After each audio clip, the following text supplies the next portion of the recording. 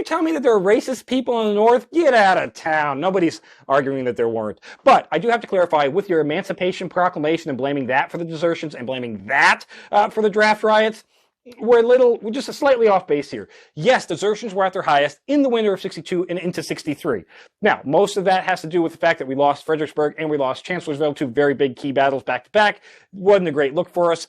Also, the fact that we've been dragging this war out for 2 years at this point. People are tired on both sides. Desertion is high on both sides at this point in the war. And then you got, Confederate pirates that are raiding commerce. The media is just blasting the crap out of everything that's going on. So that leads. Now, I'm not saying that there weren't racist people that were like, the hell with this Emancipation Proclamation and ditching. I'm just saying you can't blame those numbers purely on just the Emancipation Proclamation. Now, as far as that being to blame for the draft riots, you're way off base there, because draft riots were actually all about the fact that the rich people could buy their way out of said draft for $300, and that really pissed off people, specifically in New York, who then went to rioting at the draft offices. And then that does violence transfer over into the black community when they burn down an orphanage, which is a black orphanage, which is a really, really bad look. But again, a lot of that violence has to do with these were mostly Irish immigrants and mostly poor white folk that were blaming them for taking their jobs, not so much that the Emancipation Proclamation is a thing that was announced.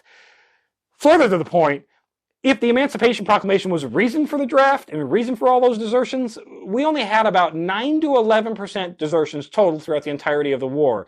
But our draft only filled the ranks of 6% of our army throughout the entirety of the war. So we have more people deserting than we actually are getting filled with the draft. So if that was the dual cars, these numbers aren't quite lining up the way that you would think that they would be lining up.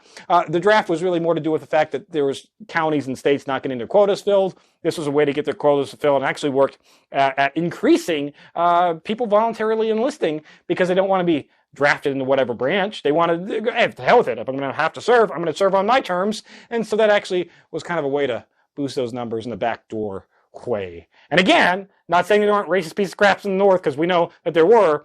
But the one thing that you can find is when you read journals and letters home from the soldiers as they continue to fight in the North, and as they continue to be exposed to the travesties of chattel slavery and the horrendousness that is, and they fight along, see their fellow man, colored men fighting, in the unit next to them, a lot of their attitudes and stuff start to change, and opinions start to change, because, that's just how human nature works. You can be told to hate a person, but then when you actually meet that person, see that they're a real human being, it changes a little bit. So yes, racist people in the North. No, you can't blame everything bad on the Emancipation Proclamation.